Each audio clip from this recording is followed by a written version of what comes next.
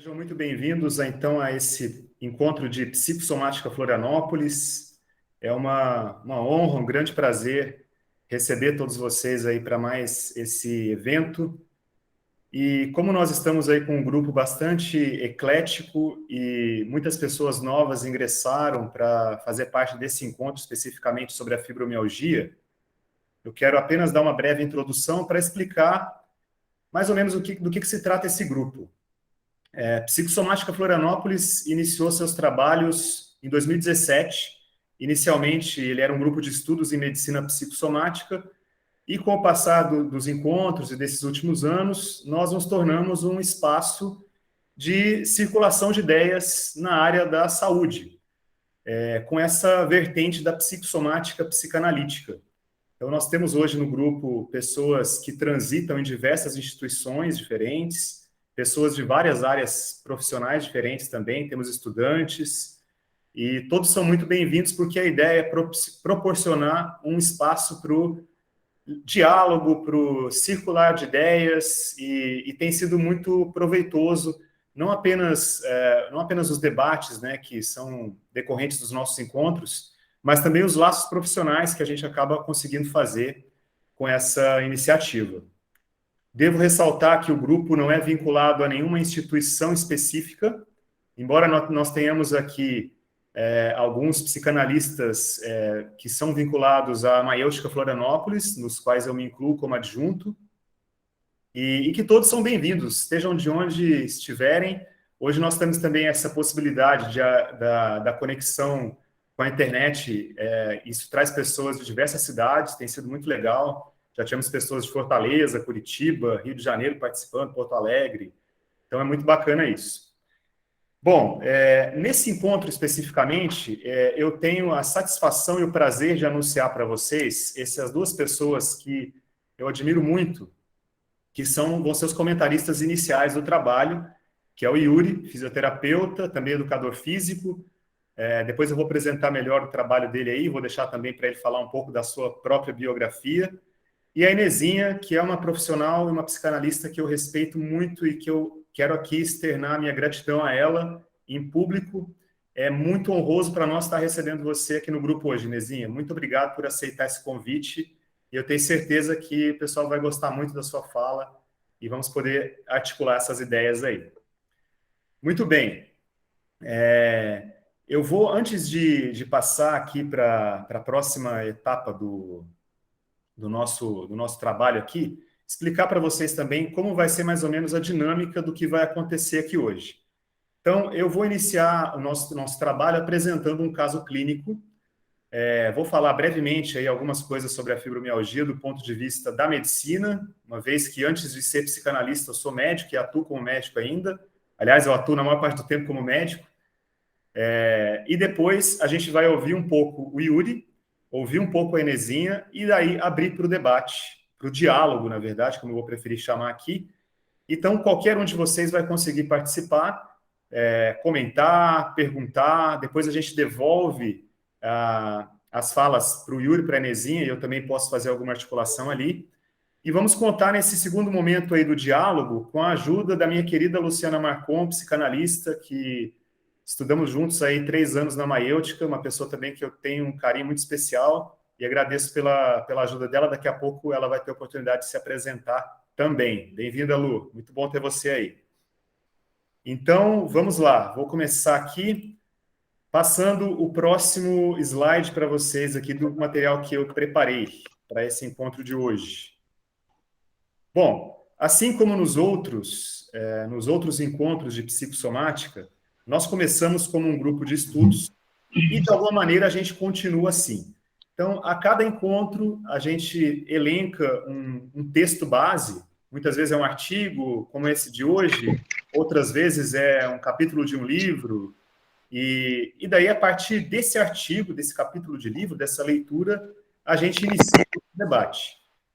Vou pedir para quem tiver com o áudio aberto, aí, por gentileza, fechar. Se quiserem manter os vídeos abertos, seria muito bom. Mas os áudios abertos ao mesmo tempo acabam dando uma certa microfonia. Quando quiserem falar, por gentileza, abram o áudio.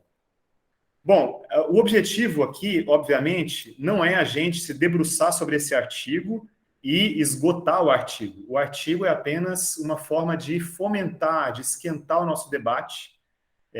Então, nós falaremos algumas coisas relacionadas ao artigo, provavelmente, mas a ideia é a gente expandir as ideias, expandir o pensamento.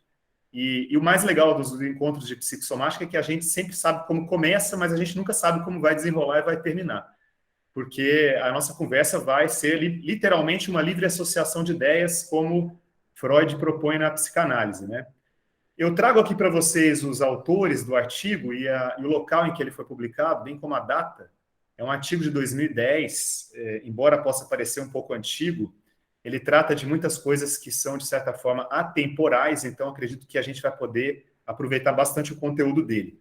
A revista Mal-Estar e Subjetividade, para quem ainda não conhece, é uma publicação que está indexada a Cielo, e ela traz muito conteúdo de psicanálise, é muito interessante essa revista.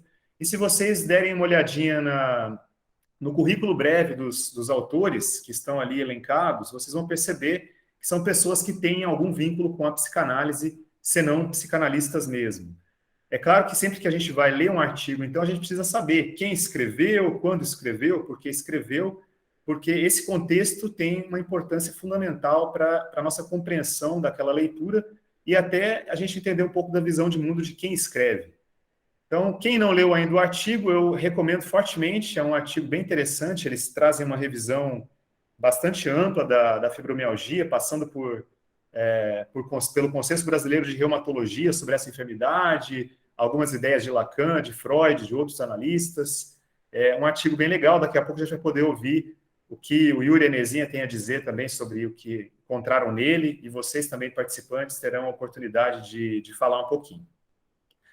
Mas, assim como nosso grande mestre Sigmund Freud, a ideia aqui hoje é nós começarmos o nosso trabalho a partir de um caso clínico. Eu já ouvi algumas aberrações de certas pessoas que diziam que Freud não era um cientista, né? Que ele era um charlatão, e tem muitas pessoas que, infelizmente, ainda têm essa ideia, porque provavelmente não tenham lido sequer uma página do que Freud escreveu. E Freud, de fato, era um cientista. Freud prezava muito, né, na articulação da teoria dele com aquilo que ele encontrava na clínica. E isso fez dele uma das mentes mais geniais da humanidade. Claro que Freud, quando começou a tratar as chamadas doenças da alma, ele sabia que ele não poderia abordar essas doenças de uma maneira como as ciências duras o fazem. Não dava para ser essencialmente cartesiano na hora de entender o que se passava com os pacientes histéricos, neuróticos, psicóticos, enfim. E Freud sempre, quem já leu alguma coisa de Freud vai conseguir ver que ele sempre trouxe muitas coisas dos casos clínicos dele na prática analítica e no que ele escreveu, na vasta literatura que Freud deixou como presente para nós aí. Então, hoje, para começar o nosso trabalho, eu vou apresentar para vocês um caso clínico real de uma paciente que acompanha comigo até hoje. Obviamente, eu vou tratar ela aqui com um pseudônimo, né? Não é exatamente o nome dela real, em respeito ao sigilo médico. E vou, antes de passar para vocês aqui algo do caso dela, contextualizar um pouco de como que acontece esse caso, né? Primeiramente, a dona Marlete, que é o nome fictício que eu vou usar aí para o caso dela, é importante que vocês saibam que ela é minha paciente no ambulatório do Sistema de Saúde da Aeronáutica. Nesse local, eu atendo como médico. Então, é importante que vocês entendam que ela não me procura, não vai até a minha consulta enquanto psicanalista. Eu atendo pacientes enquanto psicanalista também, mas num outro consultório, né, um consultório particular, privado, e nesse local do ambulatório do Sistema de Saúde da Aeronáutica, os pacientes vão lá à procura de um médico, procura de se queixar para um médico. E o Sistema de Saúde da Aeronáutica, ele propicia para pensionistas, como é o caso dela, ela é viúva de um militar que faleceu há mais ou menos 20, 25 anos, e ela tem o direito garantido de continuar utilizando esse sistema de saúde e também recebe pensão desse militar que faleceu há alguns anos atrás. A dona Marlete atualmente é uma senhora de mais ou menos 65 anos, eu confesso que eu não recordo a idade exata dela agora, E quando ela começou a se consultar comigo, a primeira consulta dela comigo foi mais ou menos uns 5 anos. Foi uma consulta em que ela chegou dizendo para mim assim, Doutor Thanos, lá eles me conhecem como Doutor Thanos, né, que é o meu nome de guerra ali no sistema de saúde da aeronáutica. Eu queria uma renovação de receita. Eu utilizo um antidepressivo, que no caso na época era a paroxetina, e eu queria renovar a receita. E eu nunca tinha visto Dona Marlete na vida e fui saber, tá, mas por que a senhora usa esse antidepressivo? Há quanto tempo que usa, né? Falou, eu já uso há alguns anos esse antidepressivo e eu uso por causa da fibromialgia. Então, ela já chegou com esse diagnóstico de fibromialgia pronto e já chegou com uma prescrição de antidepressivo que ela usava de uma maneira contínua há muito tempo para tratamento dos sintomas dessa doença. Se nós formos buscar na literatura médica, realmente os antidepressivos eles têm uma indicação nos casos de fibromialgia e isso já nos mostra, né, algumas nuances dessa enfermidade. Se essas dores respondem bem a antidepressivos, significa, né, para um bom entendedor, que essas dores têm alguma relação com questões da saúde mental. E realmente isso tem até evidência científica, de que, de fato, das poucas medicações que têm algum benefício nessa enfermidade, os antidepressivos tricíclicos, como a amitriptilina, a imipramina, e os antidepressivos, alguns mais modernos, como a duloxetina, são medicações que podem ser utilizadas e realmente as dores respondem bem a isso. Só que o que a gente tem reparado enquanto médico? Que essas dores respondem durante algum tempo, depois o paciente vai precisar de doses maiores ou mesmo vai dizer que aquele remédio não está mais funcionando e aí ele fica trocando de remédio para remédio sem de fato abordar questões que são muito importantes em relação a essa enfermidade. Já sabemos até pela nossa leitura que não existe uma causalidade orgânica explicável na fibromialgia. Porém, não há como negar que o sofrimento que ela causa é real. A dor é real e a dor atinge, sim, o real do corpo. O paciente sente na carne essas dores. Naquela época em que a Marlete começou a me procurar, eu já tinha iniciado o meu percurso na psicanálise. Eu ainda não tinha me autorizado enquanto psicanalista, mas eu já utilizava de uma escuta analítica que eu considero fundamental na consulta médica. Então, eu tentei atender a demanda dela, né? Sabia que não poderia desprescrever um antidepressivo de uma hora para outra, porque isso pode dar uma síndrome de abstinência, e essa síndrome realmente existe, qualquer médico aí pode comprovar isso quando tenta desprescrever de forma abrupta um antidepressivo de alguém. E tentei criar um vínculo com ela, que foi conseguir entender um pouco dessa história da Dona Marlete. E aí eu trouxe hoje um pouquinho do que já aconteceu na vida dela e que eu venho trabalhando ao longo dos últimos anos com ela, em cada vez que ela vai me buscar enquanto médico. Mas eu faço questão de ouvi-la durante a consulta. Eu poderia simplesmente renovar a prescrição do antidepressivo e dizer, toma aqui, volta daqui a 60, 90 dias quando a sua receita estiver acabando, né? O que eu tenho feito com ela é prescrever pelo mínimo período que ela conseguiria comprar o remédio. Então, eu prescrevo ali uma caixinha e falo, dona Marlete, mês que vem a senhora marca uma consulta de novo, vamos conversar mais, né? Porque todas as vezes que eu tentei encaminhar ela para psicoterapia ou para psicanálise fora, houve uma resistência muito grande da parte dela em não querer fazer esse tipo de tratamento. Então, hoje, praticamente, eu tenho admitido que vai ser assim, né? Que ela vai buscar minha atenção ali nas consultas médicas, que eu vou fazer uma escuta analítica como eu puder ali, e a gente tem realmente conseguido alguns avanços no sentido de descortinar algumas coisas da dor dela. E aqui eu falo da dor no âmbito geral, não é? Essa dor que ela sente na carne certamente tem aspectos subjetivos que estavam ainda inconscientes e que com o trabalho das consultas eu tenho conseguido deixar com que ela verbalize alguma coisa, né? E realmente a dona Marlete tem muito motivo para sentir dor. Eu trouxe aqui para vocês um pouco da história dela, que eu consegui apreender durante esses anos de consulta, representada num genograma. Vou até abrir aqui para vocês verem, né, o modo em tela cheia. Para quem não conhece o genograma ainda, o genograma é um artifício que nós utilizamos muito na medicina de família como uma forma de esquematizar e representar as relações pessoais, familiares do paciente de uma maneira que fique mais visível para ele de fora. Porque a gente sempre faz o genograma na presença do paciente, tá? Então, o paciente consegue se olhar de um outro ponto de vista. Então, esse genograma aqui, claro, aqui não tem todos os aspectos que a gente costuma desenhar. Por exemplo, a gente costuma colocar a idade de cada um dos pacientes, o nome de todo mundo, os problemas de saúde que cada um tem. Eu optei por aqui no nosso encontro fazer um genograma mais clean, mais enxuto, para que vocês possam visualizar as relações familiares dos personagens mais importantes nessa história. Os nomes dos filhos dela também estão aqui de uma maneira fictícia, tá? E aí, para quem não conhecia ainda esse esquema de utilização do genograma, só para ficar claro, né? Personagens do sexo biológico masculino são representados por quadrados e sexo biológico feminino pelo círculo, pela circunferência. Então, está aqui a dona Marlete, que é a nossa paciente índice, hoje mais ou menos com seus 65 anos. Ela é uma mulher que vive sozinha atualmente, tem um grande envolvimento com a igreja. Ela fala para mim que a igreja é uma das coisas que tem lhe dado força desde os acontecimentos que eu vou relatar para vocês, para ela seguir viva, né? E o mais interessante da história da dona Marlete, ela é natural de Florianópolis mesmo, e ela já tem os 2 pais falecidos, né? Tem 4 irmãos que estão aqui representados aqui no losango, e ela me contou uma história bem legal, assim, interessante, na verdade, de que na véspera do casamento dela com o ex-marido, né, o já falecido, o pai dela faleceu. Então ela me conta isso com um impacto muito grande, né, no sentido de que ela repete isso de uma maneira muito forte, assim, nossa, o meu casamento já começou depois que meu pai morreu. Não explorei muito ainda como é que era esse vínculo com o pai, mas certamente o vínculo que ela tinha com o pai deveria ser muito forte, porque ela expressa um pesar muito grande do pai ter falecido na véspera do casamento, não ter podido ver ela se casar, e isso certamente teve algum impacto ali na época em que aconteceu a morte do pai dela.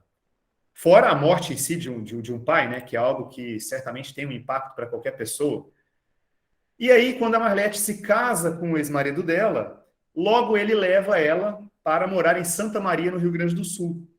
Ou seja, naquela época especificamente, né, as mulheres, ela falava para mim, naquela época, doutor Thanos, a gente não tinha uma perspectiva muito grande de trabalho, então a gente seguia o nosso marido. E o marido dela, enquanto militar, tinha essa questão da mobilidade geográfica. Então, ele foi transferido para Santa Maria, lá a dona Marlete foi, lá nasceu o primeiro filho dela, o Alexandro, que foi um filho que, a princípio, não foi muito planejado, ela disse. E o filho dela, o Alexandro, faleceu precocemente de um sarcoma num dos membros inferiores, que é um câncer ósseo. Ele morreu aos 17 anos. E da época em que ela recebeu a notícia do sarcoma até o falecimento dele, transcorreram 10 meses, 10 longos meses de sofrimento. Ela sempre fala do Alexandro como um anjo, assim, uma alma que era muito boa e que estava pronta para morrer, mas ela não estava pronta para essa morte, né? E depois de 10 meses diagnosticado com esse sarcoma, num hospital da Força Aérea, lá no Rio de Janeiro, onde ele foi transferido para fazer o começo do tratamento e receber o diagnóstico, ele veio a falecer aqui, num leito do Hospital de Caridade, numa situação realmente do desenvolvimento aí dessa doença, que realmente foi uma doença letal no caso dele. O marido dela faleceu alguns anos depois, e aí tem a questão da história do Miguel, né, que é o filho do meio, que é um filho que tem um relacionamento muito próximo, meio fundido com essa mãe, e que tem uma história particular de ter se casado com uma mulher, ter tido 2 filhas, que são as netas da dona Marlete, e depois ele se divorciou, e aí ele começou a revelar uma orientação homossexual. Hoje ele é casado com um outro rapaz, casado, na verdade, ele mora junto, eles têm uma boa relação, né, os dois, mas a dona Marlete falou para mim com muito pesar, assim, da época em que o Miguel desenvolveu essa relação homossexual e deixou as filhas para viver com um homem. E ela falou, como que isso pode acontecer, doutor Thanos? Eu sempre fiz tudo tão direitinho. Ele sempre foi uma pessoa que teve tudo, foi o único filho planejado. E ela não entendia isso, né? Porque o Alexandre e o Linus, que é o filho mais novo aqui, não foram planejados.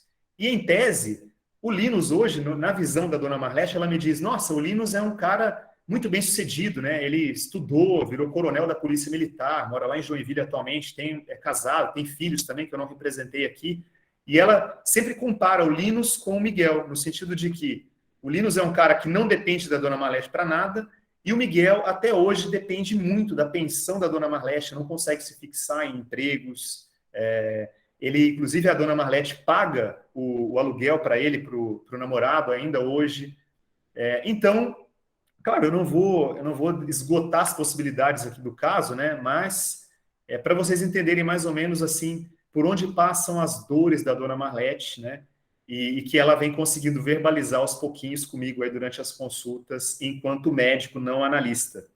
Isso são coisas, inclusive, que eu trabalhei recentemente em sessões de controle com a própria Inesinha, que eu já tive o privilégio de poder fazer algumas análises de controle com ela, e realmente a gente precisa, né, definir papéis. E eu tenho feito isso, né? Quando eu sou requisitado enquanto médico, eu atendo enquanto médico. Posso ter uma escuta analítica, foi uma coisa, inclusive, que já foi preconizada pelo George Grodek, pelo Michael Balint, que são psicanalistas que eram também médicos e que faziam a questão de frisar a importância da escuta analítica na consulta médica.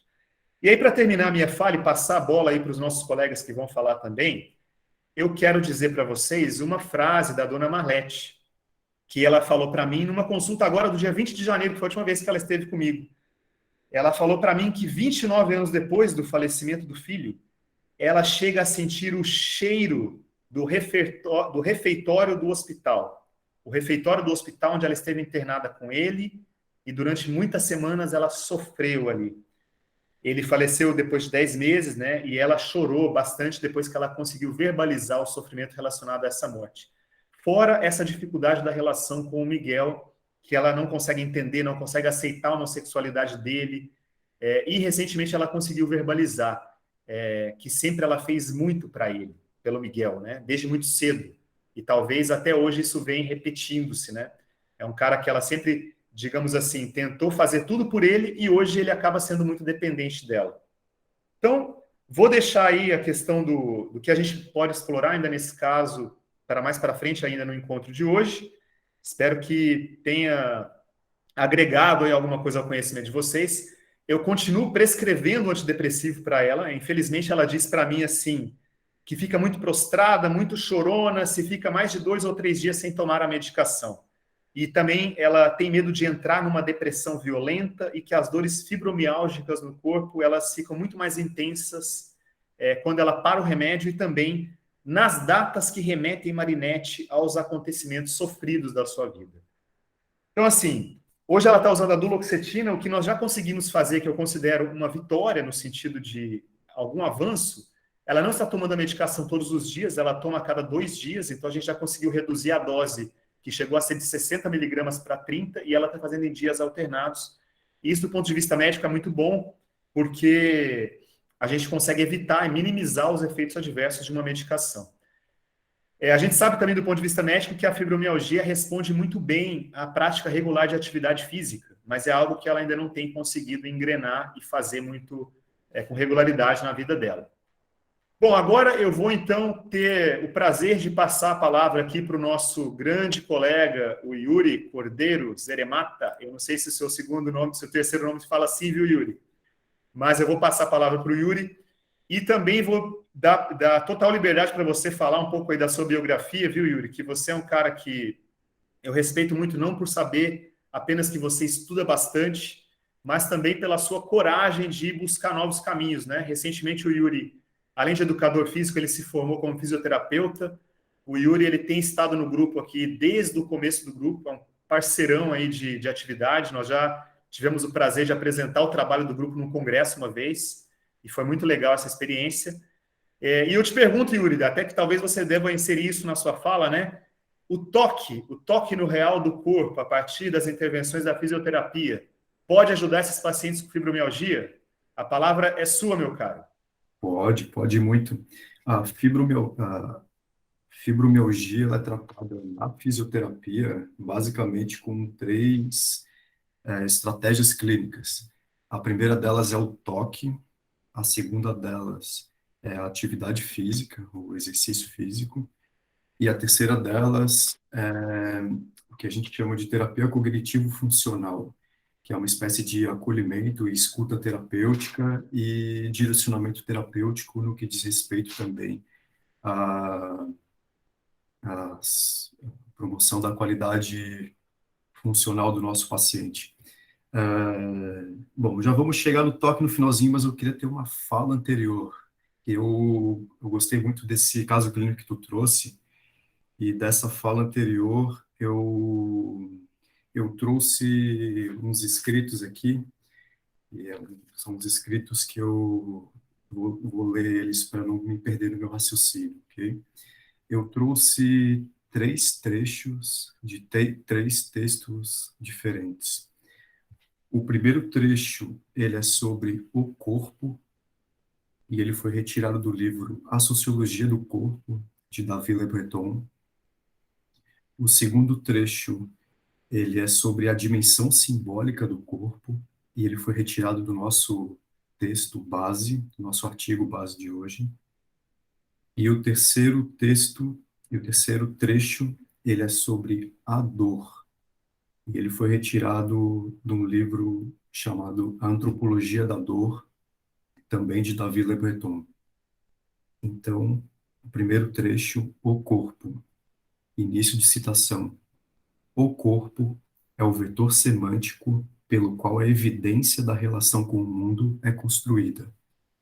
Atividades perceptivas, expressão de sentimentos, cerimoniais dos ritos de interação, conjuntos de gestos e mímicas, produção estética, jogos sutis de sedução, técnicas do corpo, exercícios físicos, relação com a dor e o sofrimento, e etc.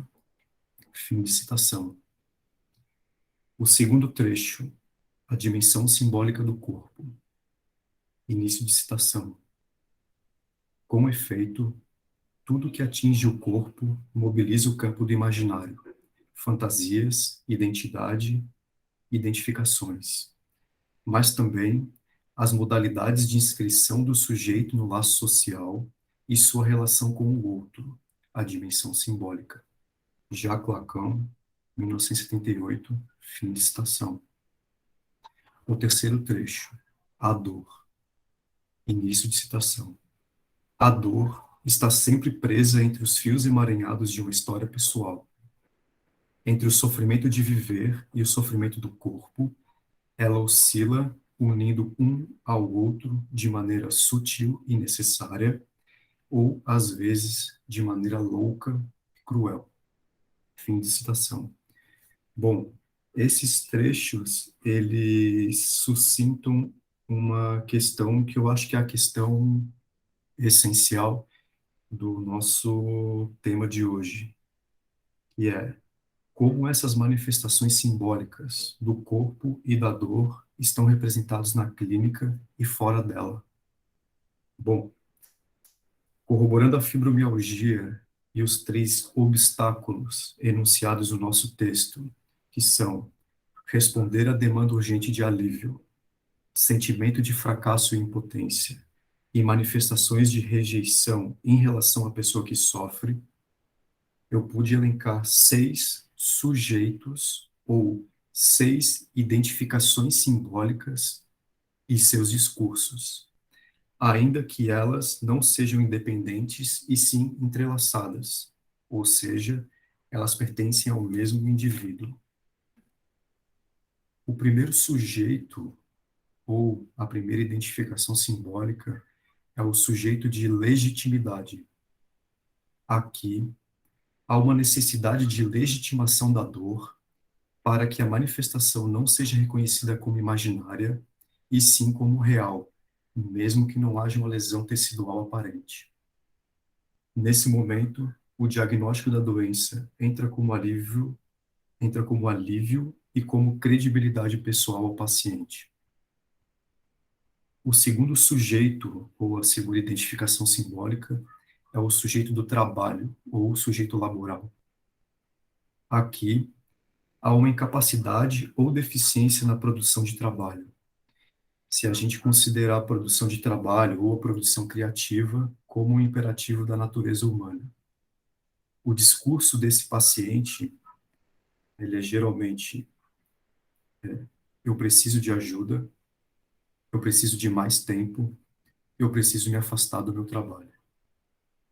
O terceiro sujeito é o sujeito dos desejos, ou o sujeito desejante. Aqui há uma frustração por incapacidade da realização dos desejos e a consequente negação dos desejos por um sentimento de incapacidade de realizá-los. Há uma estreita relação entre dor crônica, fibromialgia, e anedonia, que é a perda de satisfação e interesse em realizar atividades normalmente prazerosas. Isso tem muito a ver com os déficits nos sistemas biológicos de prazer, motivação e recompensa. O discurso desse paciente, do sujeito dos desejos, é: eu não consigo, isso não é para mim, não vai dar certo e eu não tenho motivação. O quarto sujeito é o sujeito social. Aqui há um afastamento por um sentimento de rejeição social e perda de pertencimento de grupo relacionado ao processo de legitimação da doença, dificuldades na produção de trabalho e conturbação das relações socioafetivas. O discurso desse paciente é: ninguém entende minha dor, ninguém respeita minha dor, eu preciso me afastar.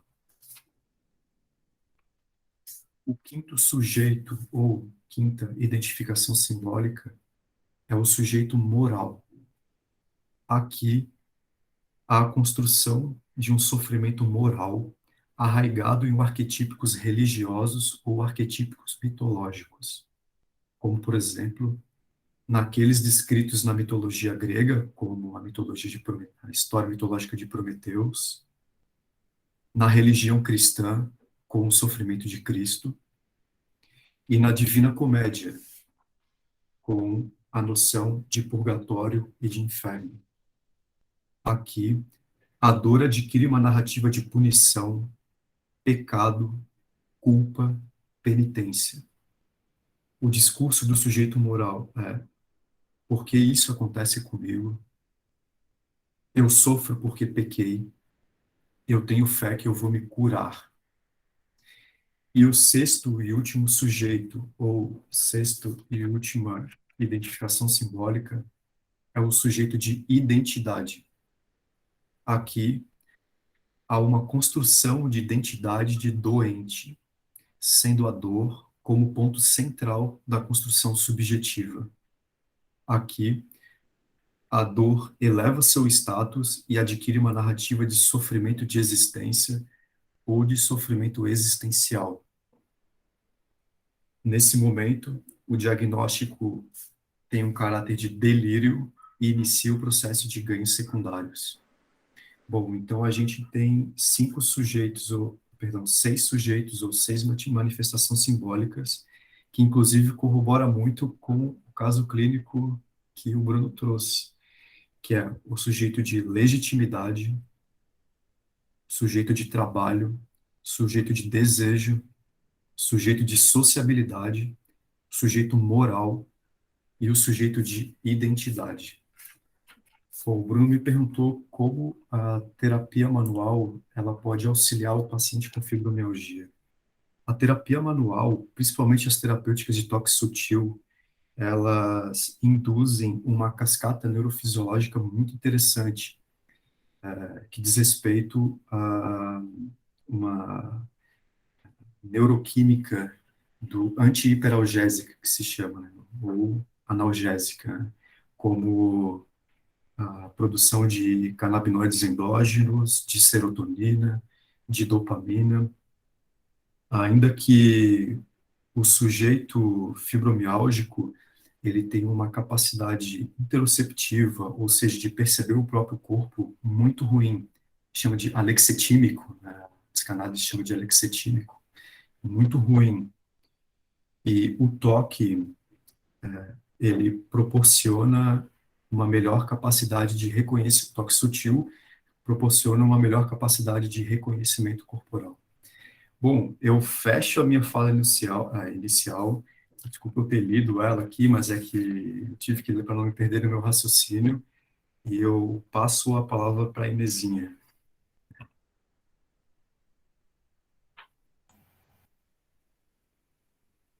Bruno, acho que Oi. agora o microfone desligado, Bruno. Tá. Só antes da Inesinha entrar, eu quero agradecer aí o Yuri, né, pela apresentação dele, fez pensar em muitas coisas aqui.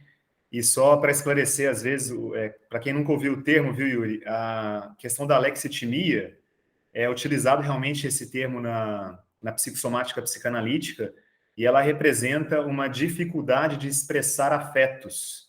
Ou seja, pessoas que têm realmente dificuldade de verbalizar os seus sofrimentos, e aí acaba isso sendo um fator de risco, não um determinante, para que aconteça a expressão através do corpo, né? E essas coisas que você articulou aí dos 6 sujeitos, achei formidável, fantástico, agregou muito aí ao trabalho. E muito bom ouvi-lo, né? E saber que a gente tem esse recurso terapêutico também na fibromialgia para tratar o paciente de uma maneira integral. Então, agora eu vou passar aqui oficialmente a palavra para a Inesinha. Primeiramente, viu, Inesinha? Quero dizer que é muito, muito bom ter você com a gente, não só por tudo que você representa na Maiêutica, uma psicanalista que praticamente é um dos pilares da instituição, que eu prezo muito aqui em Floripa, que teve um grande papel na minha formação enquanto psicanalista e tem tendo ainda, mas porque também admiro muito a sua posição de analista, a forma como você tem esse manejo da clínica, da transferência. Eu pude, como eu já falei, ter a oportunidade de fazer algumas sessões de controle com a Enesinha, que me agregaram muito à minha prática, à vida em geral. E vou passar a palavra para você agora, viu, Inesinha? Você pode se apresentar, falar mais alguma coisa da sua biografia e também fique à vontade para trazer esses aspectos da clínica psicanalítica, se porventura tiver algum exemplo, né, de como é que essas pacientes chegam, da relação da fibromialgia com o feminino, que é algo que aparece no nosso artigo, né? Então, a palavra é sua, Inesinha. Muito obrigado pela sua presença conosco hoje. Bom, eu que agradeço, né, Bruno, as palavras, tuas palavras enfim, esse convite para poder participar, estar aqui, eu acho que com um tema que é tão interessante e que realmente convoca, eu acho, as diferentes áreas, né, para a gente poder fazer enfim, uma troca e chegar a alguns apontamentos que nos ajudem a pensar. É um prazer também conhecer o Yuri e te agradeço muitíssimo, né? Foi um prazer mesmo.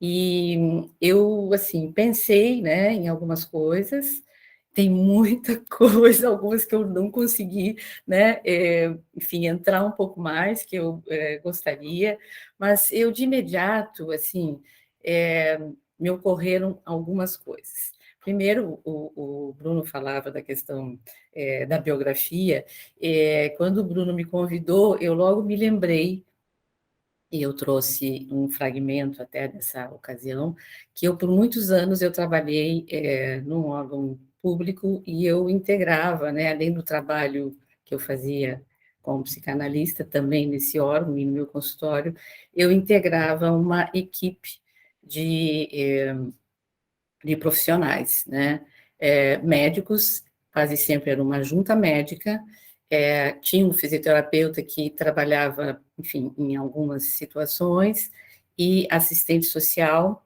e um grupo também da enfermagem, e eu como psicanalista. E essa equipe trabalhava para discutir casos, vamos dizer, difíceis, casos de licenças e afastamentos prolongados e com uma grande frequência, casos que ali estavam para serem discutidos eram esses que não se detectava bem o que era, né? E alguns tinham o nome de fibromialgia, mas não era o mais frequente, porque isso já fazem muitos anos, o diagnóstico também custava um pouco, mas era... Só para dar uma ideia, quando ele me convidou, logo me lembrei de muitos desses momentos, assim, e claro, também do consultório da minha prática clínica. Mas aí, então eu comecei a pensar de imediato em algumas referências, né? Uma delas, que eu acho que é inevitável, né? O Yuri já trouxe, que é do Davi Le Breton, me parece que tem coisas ali belíssimas, né? Sobre a dor.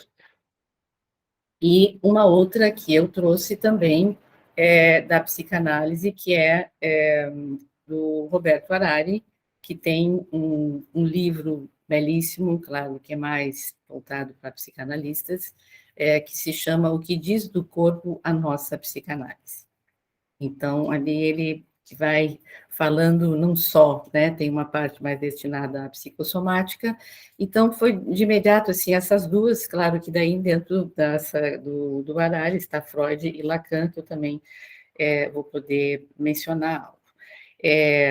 Então, vamos começar, né, naquilo que diz respeito à psicanálise, que é a linguagem, e que o Breton, não sendo psicanalista, mas já coloca que a dor é um fracasso da linguagem.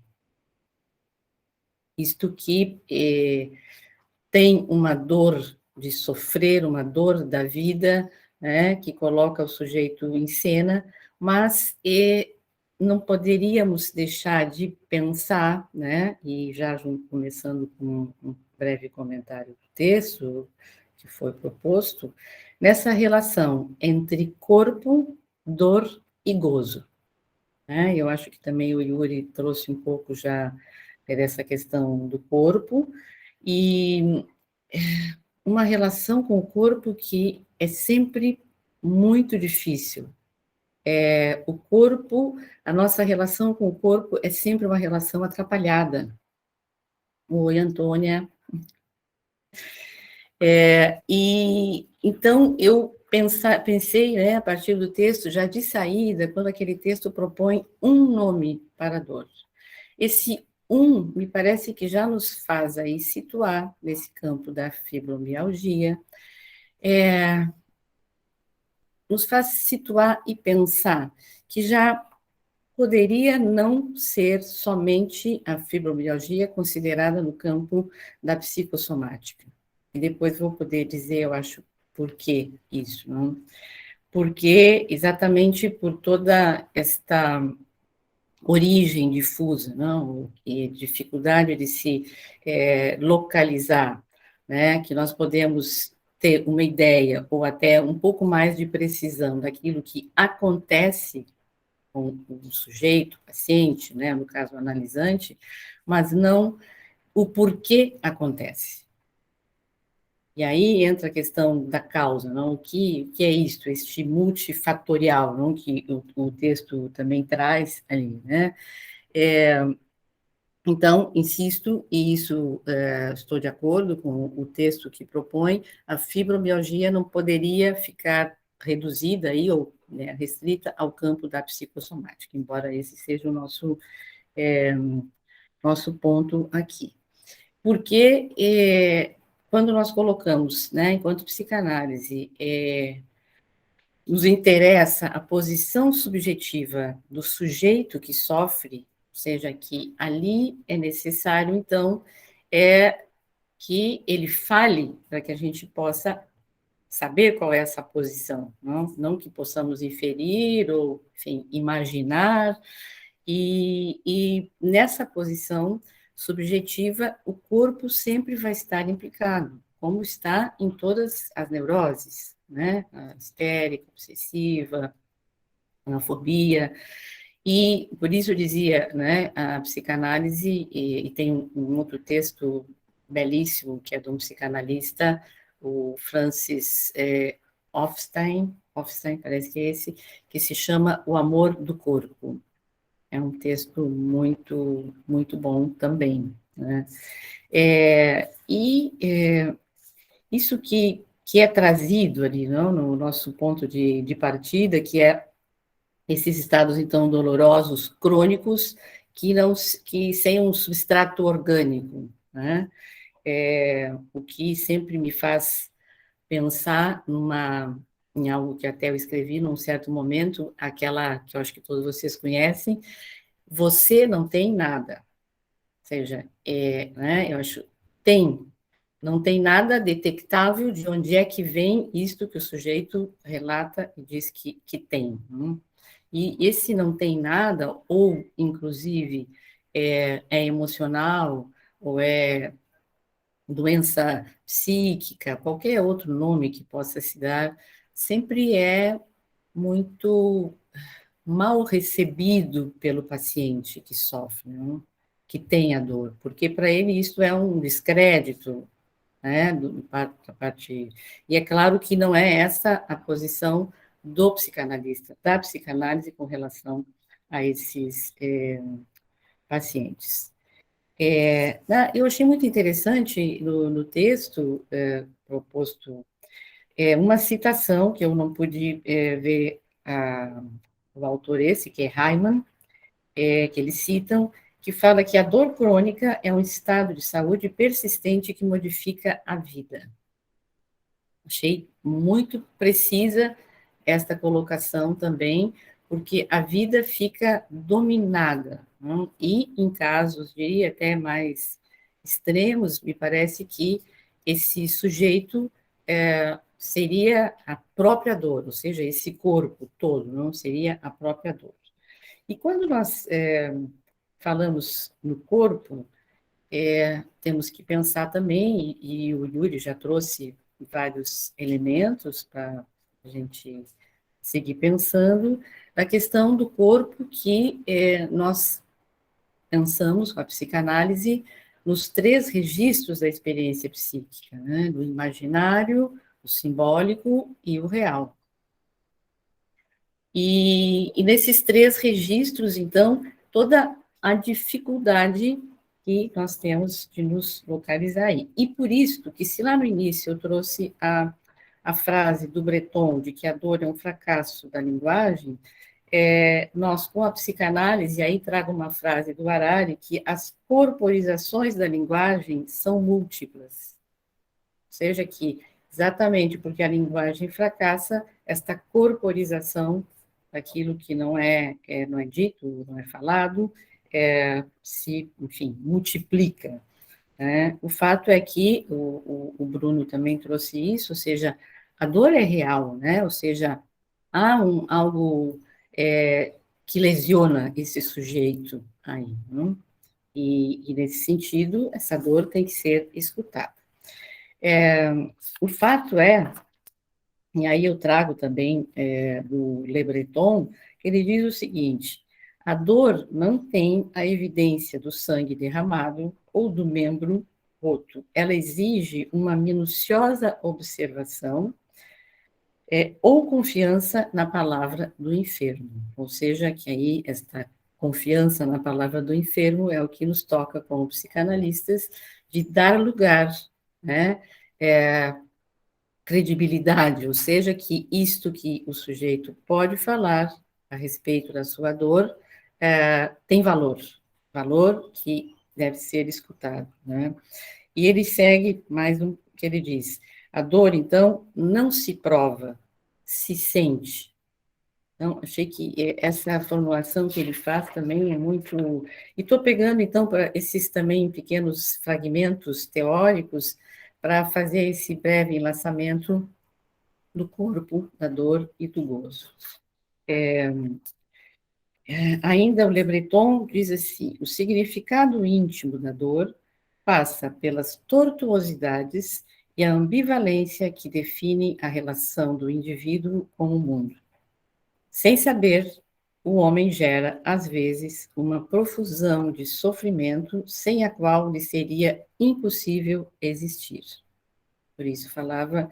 Então, aí é algo também para a gente pensar essa questão de retirar a dor, não? De liquidar com o sintoma, quando, às vezes, esta é a razão de existir desse sujeito. Por mais estranho que isso possa parecer, e por isso aí o conceito de gozo, né, a psicanálise vai fazer um aporte interessante para poder entender um pouco isso, porque que alguém que sofre, se nós podemos retirar esse sofrimento, uma maneira, seria de retirar esse gozo também. E como esse sujeito vive, então, sem isso?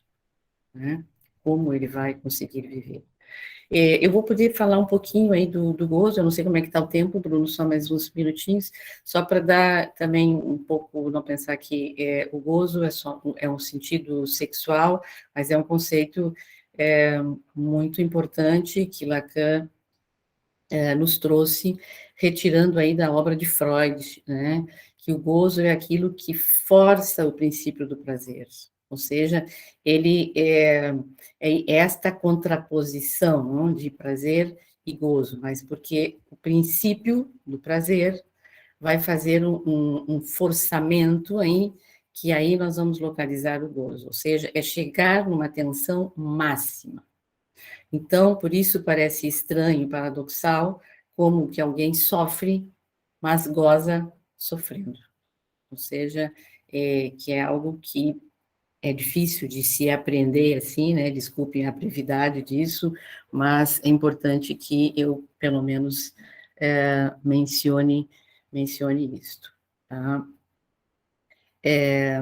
Então, esse corpo, não, que sofre, que sente, e que, no caso vamos pensar da fibromialgia como situada na psicossomática, teria aí, e eu acho que o caso que tu trazes, Bruno, tem uma ponta disso, que não há uma associação. Ela fala das dores, ou seja, ela fala da vida dela, mas ela não associa isso com as dores.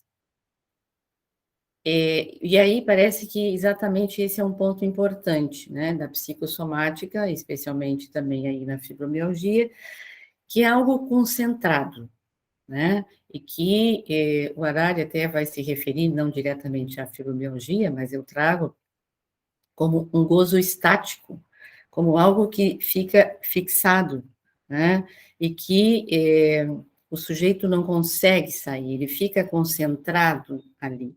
E tão concentrado que, por exemplo, ele é tudo aquilo que aquela dor representa. Mas isso pode ser muitas coisas. Ou seja, não é claro o que aquilo quer dizer. Mas o fato, acho mais marcante, e que me fez, né, fazer essa retomada, inclusive, é que não há uma associação. Aquela dor não reenvia a outra, a um outro significante, digamos. Tem uma ordem significante, mas não reenvia a um outro significante.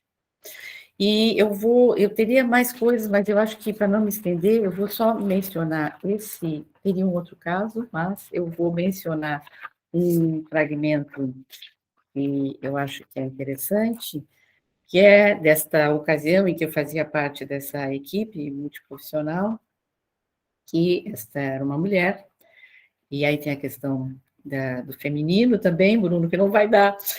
E ela diz o seguinte: ninguém sabe o que tenho, ninguém consegue me ajudar, me dizer o que fazer para aliviar esta dor. O remédio não adianta, não produz efeito, não produz alívio. Incapacitada para o trabalho, afastada deste por um longo período, as condições indicam que não retornará, que será definitivamente afastada por invalidez. Enfim, inválida, incapacidade para as mínimas coisas da vida, ela diz. Não consigo nem mesmo cuidar de minhas plantas, uma atividade que sempre lhe proporcionou satisfação e prazer. Limites impostos pela doença. Mas qual doença? Não tem vontade para nada, não tem vontade de viver. A cada dia que passa, a locomoção se torna mais difícil, mais penosa e mais restrita.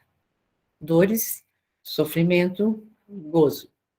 Uma via crucis por especialistas em diferentes cidades, e a cada vez constata, não sem um certo júbilo, que seu caso é difícil e que ela sofre muito. Quando um dos especialistas consultados lhe disse que sua doença era emocional, que é da minha cabeça, diz ela, foi tomada por uma indignação, por ira e revolta. Não tenho problemas, diz reiteradamente e silencia. Ou seja, ela não conseguia falar dessa dor.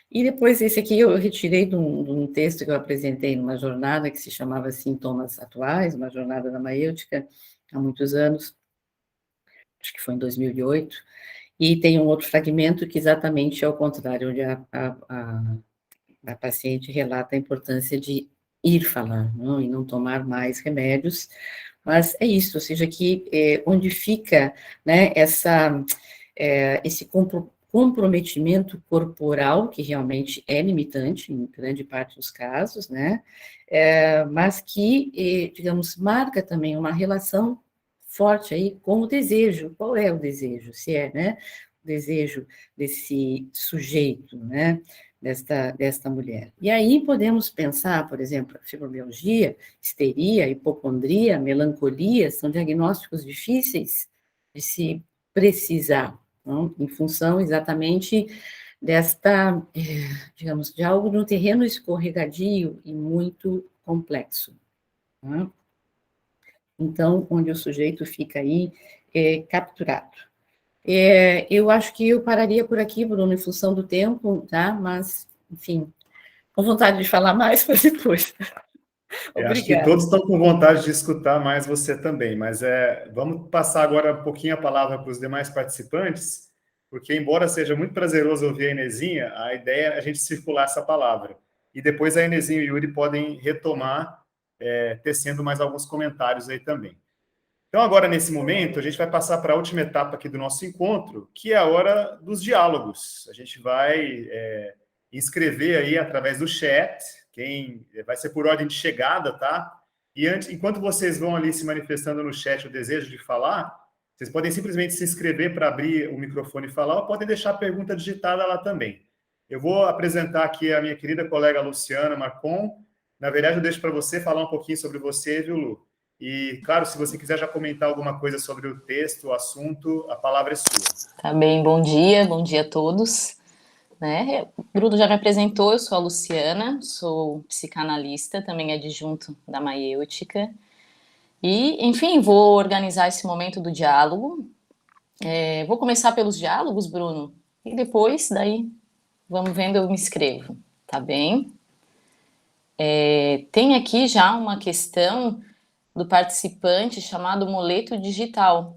Eu não sei se quer se manifestar aí, abrir o microfone ou se leio, mas Acho que vi você que pode está ler, aqui. É a Clara, minha colega Clara. Pode ler, Ah, que tá daí bom, a é a gente Clara, passa para tá quem bem. quiser falar sobre. E até queria dizer para quem fosse perguntar, dizer o nome, dizer onde atua, a área que atua, porque daí vai tornando, enfim, mais plural esse diálogo, como o Bruno falou, né? Então, a Clara pergunta aos doutores: a fibromialgia tem surgimento por conta de algo emocional ou pode haver outras causas? Acho que podemos ir para a resposta e depois vamos vendo os inscritos. Então, vamos fazer a sequência. Yuri, depois a Inezinha pode falar um pouco sobre essa pergunta. Olha, eu nem sei se eu vou me arriscar a responder essa aqui. A etiologia e até mesmo a fisiopatologia da fibromialgia é algo bem complexo e é bem estudado atualmente. Eu sei que uma lesão musculoesquelética ou uma lesão nervosa, ela pode ser a causa primeira do desencadear de uma fibromialgia, que seria uma falha no processo de cura, ok? Mas não necessariamente ela pode vir de uma lesão. Eu acredito que ela pode vir, sim, de uma desordem emocional, que inclusive muito associado a uma experiência traumática, a estudos amplos, cortes em populações de pessoas que sofreram experiências traumáticas diversas, como abuso moral, abuso físico, abuso sexual, até mesmo refugiados e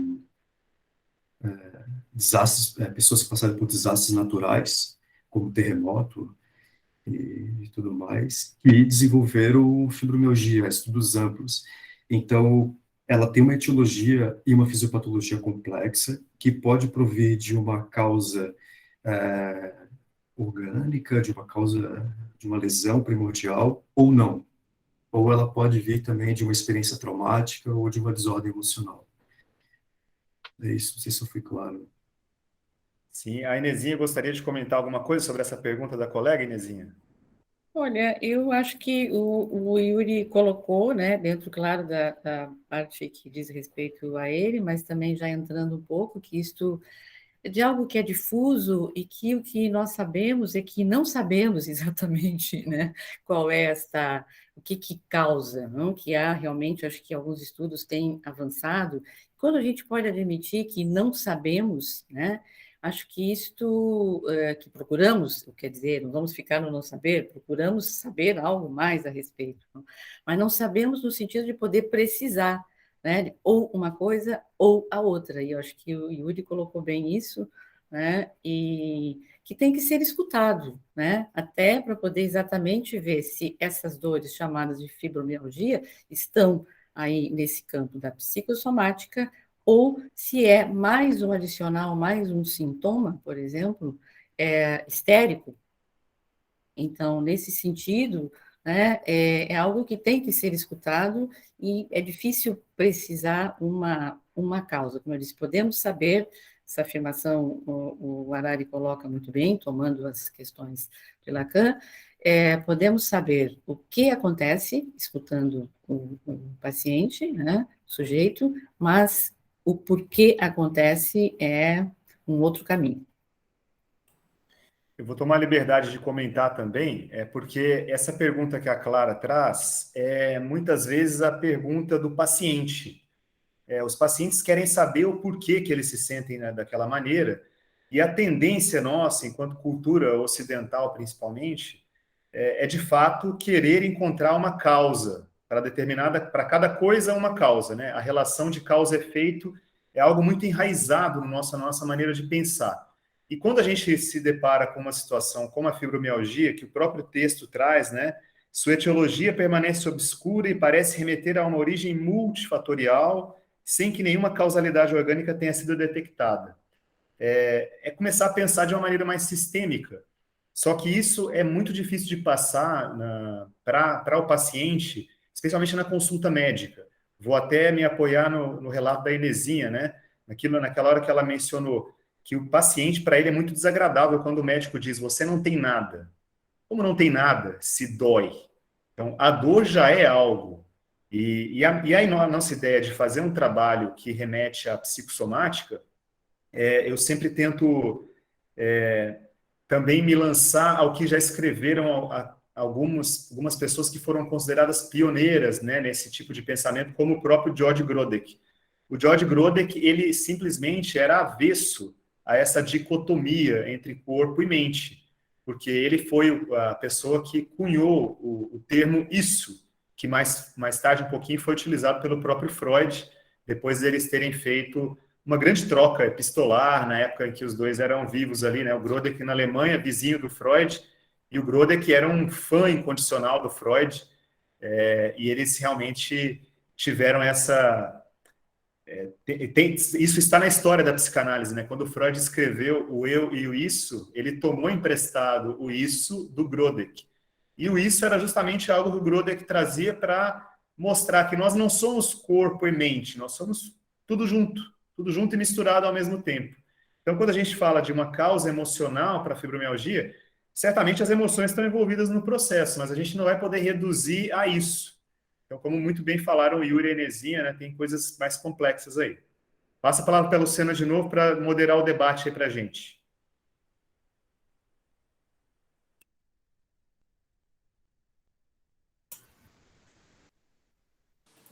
Pronto, consegui abrir o microfone. Então, temos aqui algumas inscrições. Proponho que a gente faça aqui as 3 colocações e depois a gente retorna, então, para vocês, pode ser, né, Bruno? Agora. O Yuri, então, tem uma questão, também me inscrevi, e depois a Carla. Então, Yuri, tu podes falar agora? Claro. Ok. O texto, ele dá uma pincelada bem rápida sobre uma relação de fibromialgia e histeria. Eu gostaria de ouvir vocês da psicanálise se essa relação, dá para fazer uma relação bem palpável entre esses dois temas, entre essas duas manifestações, fibromialgia e histeria. Se a histeria seria, aliás, se a fibromialgia seria a nova histeria. Eu gostaria de ouvir vocês da psicanálise sobre isso.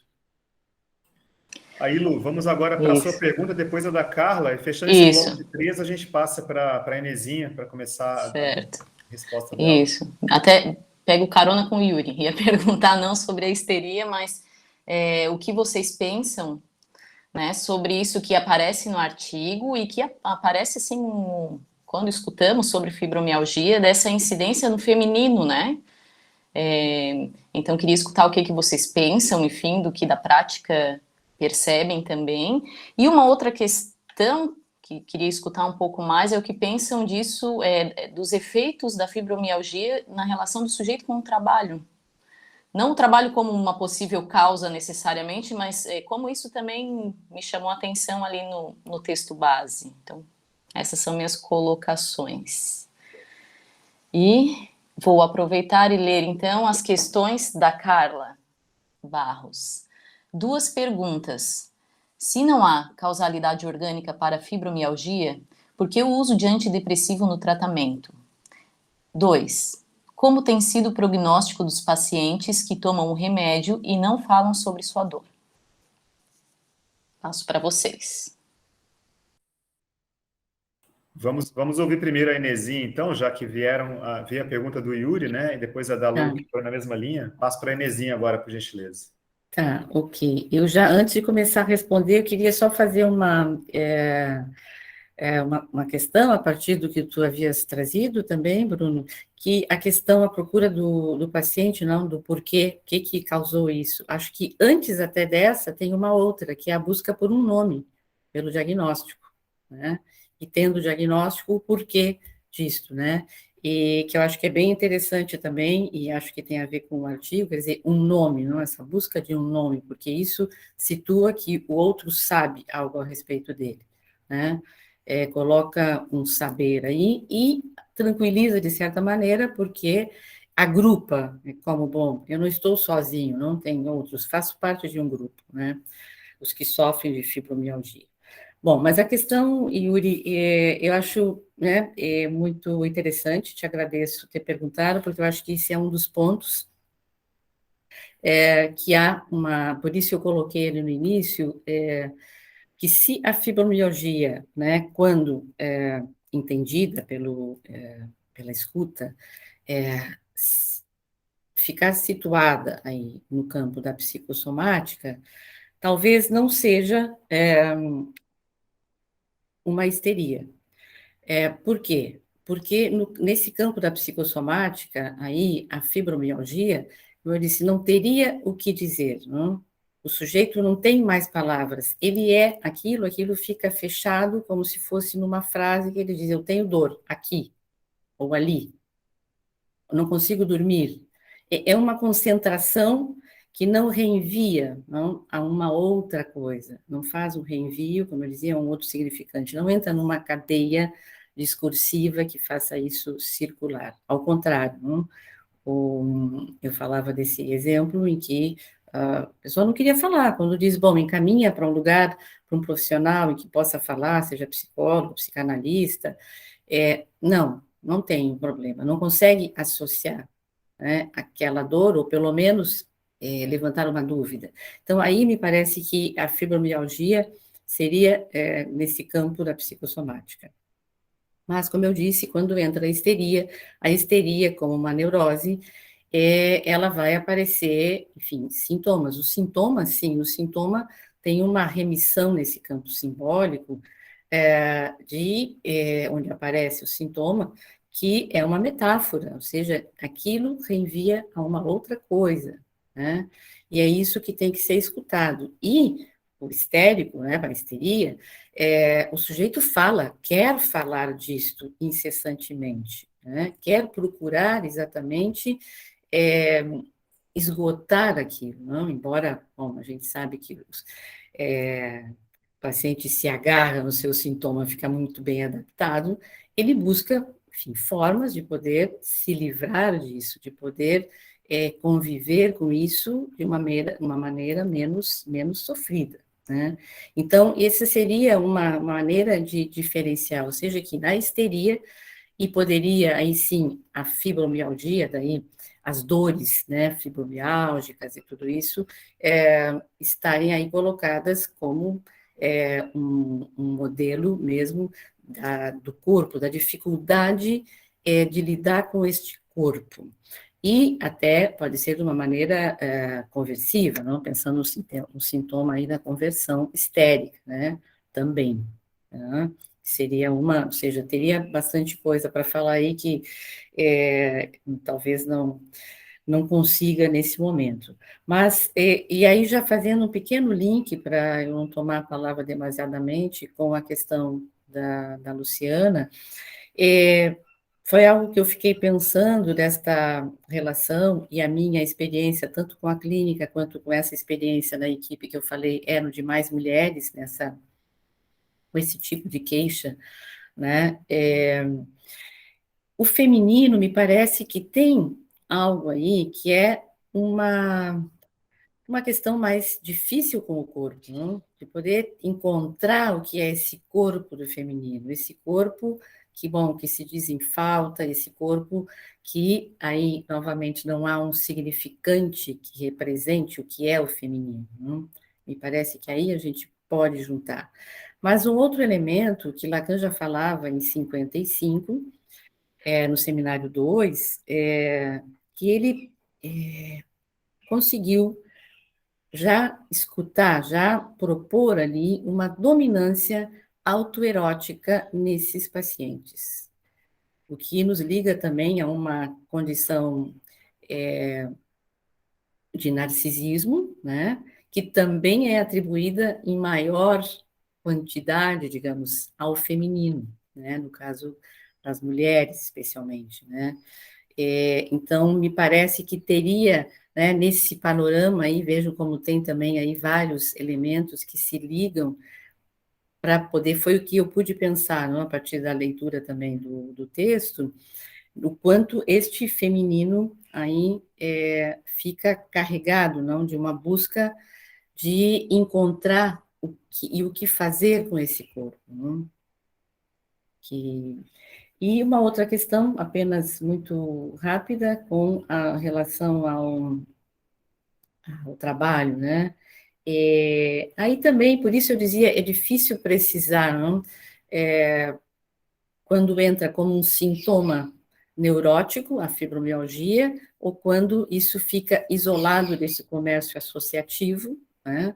Porque quando entra como um sintoma, né, de alguma das neuroses, especialmente talvez a histeria, ele também vai se refletir muito nas questões do trabalho, né?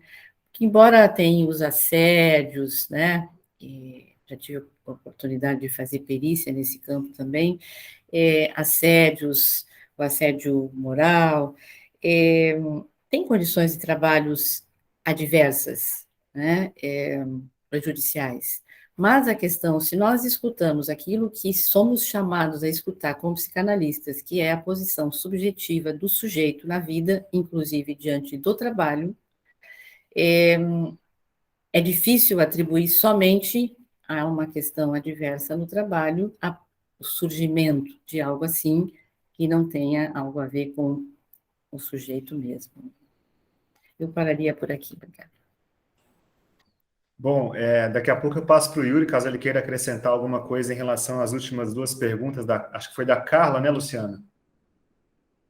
Eu vou me permitir responder as perguntas da Carla enquanto médico, e já que eu trabalho com essa questão dos antidepressivos aí também.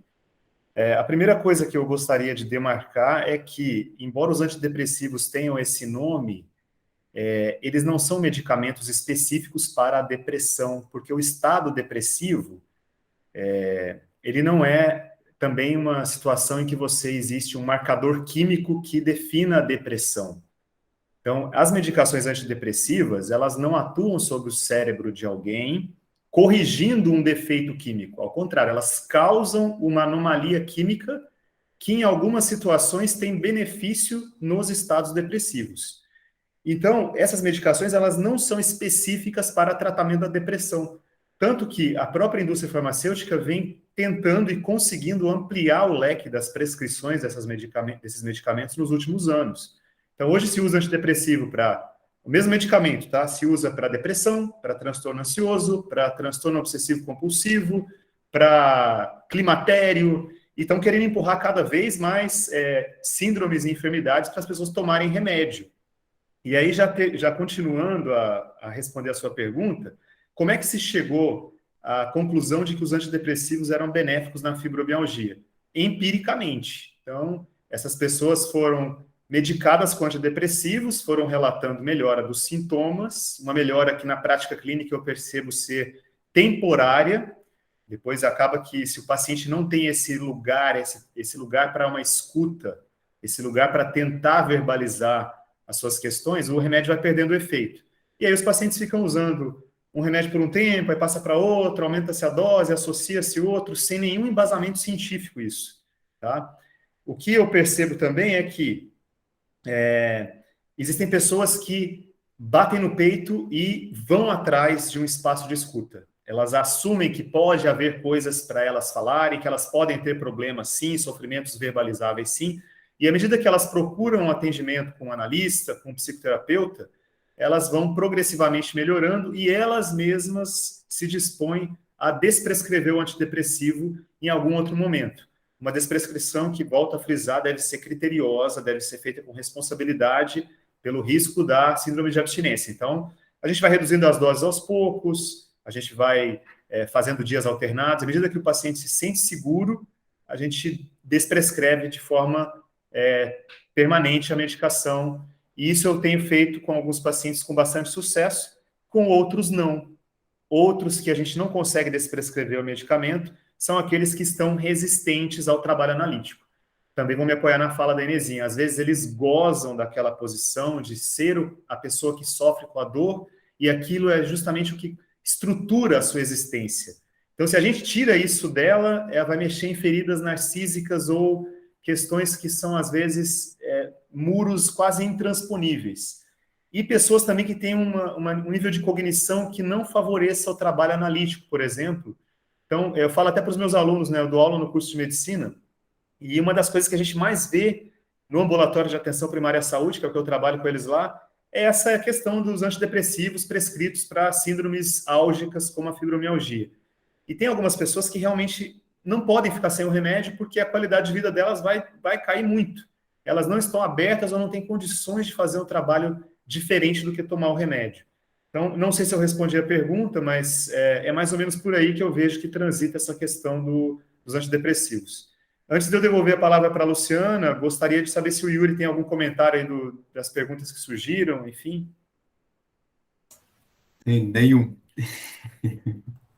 Então, Lu, vamos lá, tem mais alguém para falar? A gente tem 12 minutos de trabalho aqui. Sim, tem o Eric que tem um comentário, e tem a Flávia que diz que tem um comentário e escreveu aqui. Vou ler o que a Flávia escreveu e depois passo então para o Eric e passo para vocês.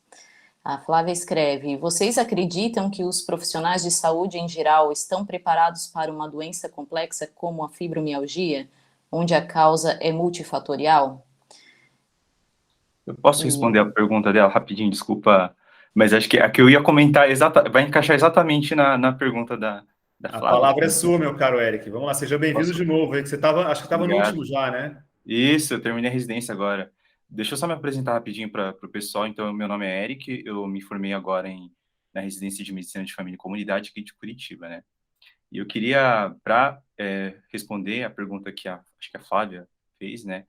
É só fazer um comentário rapidinho sobre uma percepção de uma paciente, uma das pacientes mais complexas que eu atendi até hoje, né?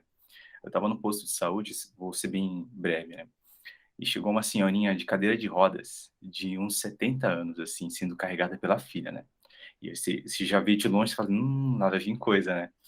Quando a senhorinha entrou no meu consultório, era um consultório bem pequenininho, ela já começou a falar assim, ai, doutor, meu Deus do céu, me ajuda, ai, me ajuda, eu tô com muita dor, socorro, meu Deus do céu, me ajuda. Não parava de falar, não parava de falar. E eu tentando me conter, né, respirando devagar, e eu falei assim, mas o que está acontecendo com a senhora? Ai, doutor, me ajuda, meu Deus, pelo amor de Deus, eu tô com muita dor, meu Deus, minha perna tá doendo demais. Nesse ritmo, ela não parava de falar. E eu falei assim, caramba, essa paciente parece que tá atormentada, sabe? Eu nunca tinha visto algo assim parecido, né? E a filha dela só me olhando assim, e eu falei assim pra filha, o que que tá acontecendo com a sua mãe? Aí a filha falou assim, então, a minha mãe, ela já tem anos que tem dores fortes nas duas pernas, ela não consegue mais andar, então a gente transporta ela de cadeira de rodas, e a gente já tentou levar ela para tudo quanto é tipo de especialista, psicólogos, médicos, e hoje ela já tá, né, ela já tomou de todos os tipos de medicações para dor, e agora ela está acompanhando um ambulatório de dor, um ambulatório especialista em medicina de dor, e está fazendo uso de morfina, e bomba de morfina contínua, e não está resolvendo a dor dela, e a gente quer que você resolva. E eu falei assim, tá, legal, né, o que que eu vou fazer, né? A paciente chega para mim atormentada, já com bomba de morfina. Eu falei assim, mas o que que na medicina que é mais forte que tira dor do que morfina, né? Eu não conheço, né? Aí eu falei, naquele momento, assim, eu lembro que eu parei de olhar o computador, né? Que a gente tem a mania de anotar no prontuário, eu deixei o computador. Simplesmente virei a minha cadeira de frente para o paciente. E eu falei assim, ela não está precisando disso, acho que ela está precisando de outra coisa. Aí eu comecei a conversar com ela, tentar iniciar um diálogo para tentar tirar a história dessa senhorinha, mas ela não parava de falar, doutor, pelo amor de Deus, me ajuda, socorro, minhas pernas estão doendo demais. Eu falei assim, calma, senhora, que que a senhora, o que que a senhora quer fazer, né? Ela, doutor, eu quero voltar a andar, para mim andar faz parte, é muito importante e tal. Eu falei assim, então eu vou examiná-la. Aí eu pedi para ela erguer a calça, né? Examinei a perna dela, vi força muscular, reflexo, alterações de pele, não tinha nada, nada, nada, sem edema, sem inflamação, sem vermelhidão, a perna intacta, não tinha nem varize. Falei assim, nossa senhora, e eu falei assim para ela, dona fulana, a perna da senhora está normal, não tem nenhum problema de saúde. Ela ficou me olhando assim, não, mas doutor, mas não é possível, eu tô com muita dor, não sei o que. Aí eu falei assim, vamos fazer o seguinte, pedi para a filha afastar um pouquinho a cadeira de rodas, né? Falei assim, a senhora vai ficar de pé agora. Peguei ela nas duas mãos, tentei levantar. Ela, doutor, mas está doendo demais. Aí eu comecei a conversar com ela, mas onde que a senhora veio? Aí ela parou assim, eu vim de Minas Gerais, eu nasci de lá. Eu falei, como que era a casa da senhora? Eu morava no interior, eu tinha uma fazenda. E como que era a sua fazenda? Eu tinha uma vaquinha. Como é que era a sua vaquinha? Ela tinha um nome. O vizinho... Então ela começou a contar as histórias dela de infância, ao mesmo tempo que eu erguia ela aos poucos da cadeira de rodas.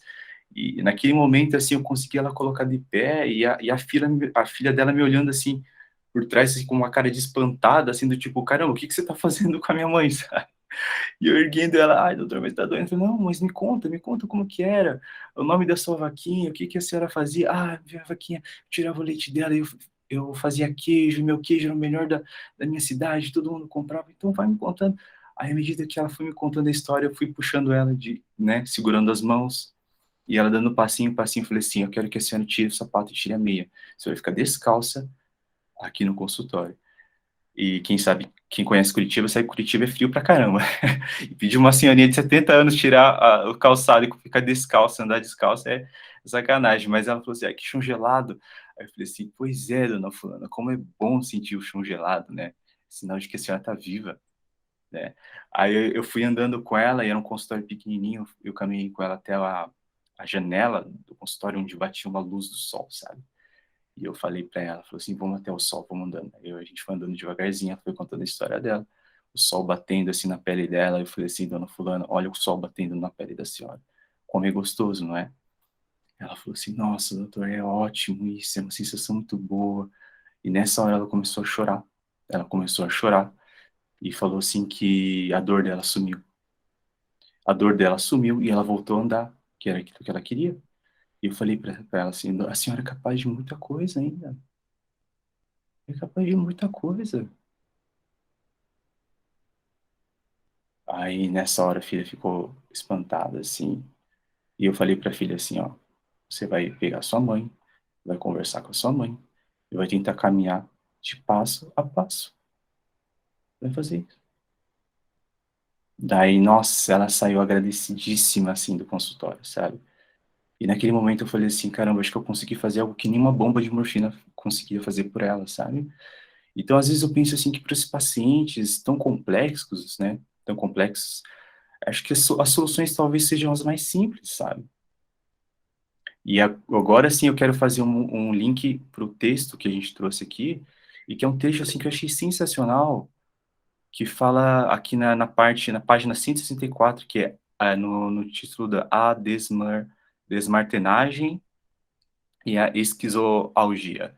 E ele fala assim que esse Winnicott, fala assim, inspirados em Winnicott, concebemos que para a saúde é muito importante poder constituir um território híbrido entre a percepção do mundo como ele é e a certeza de que este mundo pode acertar um colorido pessoal. E eu achei isso sensacional. É fazer um modelo híbrido, sabe? Do tipo assim, naquele momento que eu atendi essa senhorinha, eu peguei para ela, eu fiz assim, ó, eu peguei um quadro, eu senti que eu estava pegando um quadro preto e branco, falando assim, dona fulana, eu vou te dar um pincel bem grande para ela na mão dela, e um balde de tinta. Falei assim, pinta esse quadro da forma como a senhora quer pintar. Colocar a cor, né? Que é que o Winnicott fala. Acertar um colorido pessoal. Então ela pega esse pincel, coloca nesse balde de tinta e taca a tinta no quadro. Sem regra nenhuma. Sem linhas, sem sentido, mas que faça sentido para ela. Que ela consiga verbalizar aquilo que ela estava querendo. E é isso que é tratar fibromialgia, né? É o que eu sinto na prática, sabe? É minha percepção pessoal. Então, eu achei interessantíssimo essa frase aqui, esse comentário do Winnicott. É colorir quadro, às vezes o quadro do fibromialgia é muito preto e branco, sabe? Não tem cor. Mas é quando você dá a possibilidade da pessoa pintar da forma como ele quer pintar, sem regra nenhuma. Fala o que você quer falar, né? Coloca para fora, verbaliza. Eu acho isso, eu acho que é mais ou menos o caminho. Eu estou entendendo que esse aqui é o caminho para tratar esse tipo de paciente, sabe? Então é esse comentário final que eu queria falar. Obrigado. Maravilhoso, maravilhoso seu relato aí, meu caro Eric. Na verdade, eu vou te dizer, viu? Você achou que não tinha nada mais forte na medicina do que a morfina, mas o Balint já falava, né, que o maior remédio na medicina é o próprio médico. E você soube utilizar isso, né, nessa relação de transferência com o paciente. E eu não diria nem na medicina, em todas as áreas da saúde, quando o paciente vai procurar alguém, ele espera uma relação disso. E quando você coloca isso daí, eu me lembrei até de um relato bíblico, né? Teve uma situação em que Jesus dizia assim: levante-se e ande, e aí a sua fé te salvou, né? Ele falava também que a verdade vos libertará. Quando você propicia que a pessoa lide de alguma maneira e conte as histórias dela, a verdade vai aparecendo de alguma maneira, dando essas cores que às vezes a vida precisa. Então, assim, a gente está já quase no finalzinho. Eu vou passar a palavra para a Inesinha fazer as considerações finais dela, e Yuri também. Mas antes, a Luciana coloca ali se tem alguma outra questão colocada no nosso chat, mas serão as últimas, viu, Lu? Sim, tem a Inezinha que quer falar. É isso, né, Inezinha? Colocasses aqui, fazer o comentário. E tem comentários escritos aqui para o relato maravilhoso para o Eric, dizendo também a Carla, uma bomba de morfina não escuta. Parabéns, Eric, muito bom.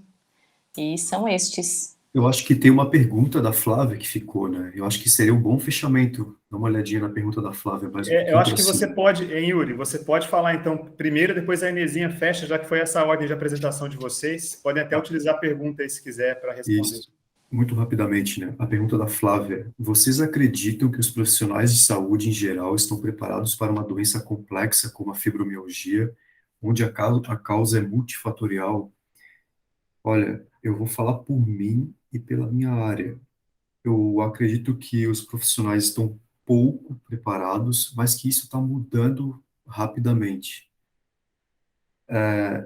E não só por uma falta de conhecimento clínico ou conhecimento fisiopatológico, mas também por uma falta de empatia e o devido acolhimento. Ainda que eu acredito, que eu perceba que isso esteja mudando bastante. Eu e uma outra falta também, que é complicada, que é por ser uma doença multifatorial, a abordagem precisa ser multifatorial também, ou multidisciplinar. Então, a comunicação entre os profissionais que acompanham o paciente, eu sempre senti isso que isso é sempre bastante complicado, né? Eu sempre tive bastante dificuldade em me comunicar com os psiquiatras, na época, os fisioterapeutas, na época eu era educador físico, com os fisioterapeutas, e os reumatologistas, e eu ainda sinto essa dificuldade hoje em dia. Então, há uma ausência também de conversa entre os profissionais que estão acompanhando aquele determinado paciente. Eu acho que é isso. Então, a palavra da Inezinha agora para encerrar. Bom, quero também dizer que foi muito lindo o relato do Eric, né? E simplesmente eu acho que uma das pessoas colocou ali que a bomba de morfina, né, não escuta, e acho que é isso, pudesse escutar, né? Mas pudesse escutar porque teve algo que foi prévio, pudesse suportar não saber o que colocasse. E agora, o que eu faço? Ela já foi no limite do onde podia com a medicina. Ou seja, aí pudesse suportar isso, do não saber como médico que não sabias o que fazer, e aí pudesse saber. Né? Eu acho que esse é uma coisa muito, muito interessante. E eu queria, né, colocar, eu acho que essa questão que o Yuri pegou da Flávia, é, eu acho complicado, às vezes, poder dizer da preparação. Eu acho que se nós estivermos, como qualquer profissional, em outras especialidades, médicos, psicólogos, psicanalistas, preparados, sim, para o imprevisto, preparados para suportar esse não saber que eu estava dizendo, que aí pode surgir um saber possível, que é no sentido de investigar, de estudar. Não é por nada que o texto fala muito, inclusive, da singularidade, ou seja, de poder escutar o que é esta dor para esta pessoa, não? Se ela consegue falar da dor para esse paciente, seja em qualquer um dos âmbitos, né? Para poder considerar um pouco este multifatorial. Então, eu acho que a preparação seria nessa direção, e acho que as formações, né, em geral, realmente não abrem muito para isso, não? Quando fecha para a questão de um saber e que tem que ser colocado imediatamente sem escutar o que vem, realmente fica mais difícil de poder escutar e saber o que fazer. Eu queria ler um trechinho da questão do gozo, só porque eu sei que é um ponto difícil e eu falei em alguns momentos, sobre que está colocado também num texto, do Lacan, mas o livro é do Davi Nasio, se chama A Dor Física, que é um psicanalista, o Davi Nasio. Ele diz assim: para Lacan, a dor física é a figura mais pura do gozo.